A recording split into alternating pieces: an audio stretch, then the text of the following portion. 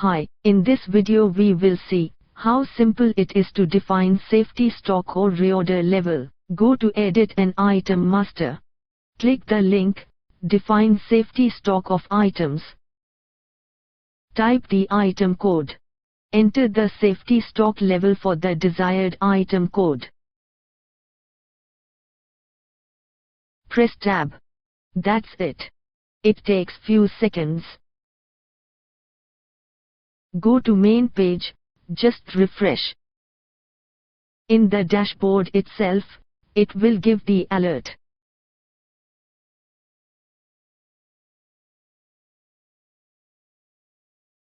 Now, through a sample GRN we will add stock of that item.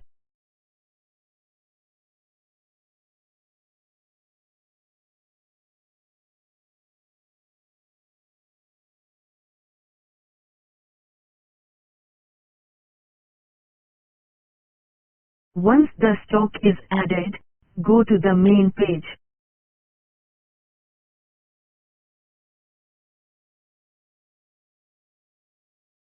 Just refresh the page. You can see the alert for that item has been removed. You can go to Stock Reports, click Safety Stock Report. You can view the full report on safety stock.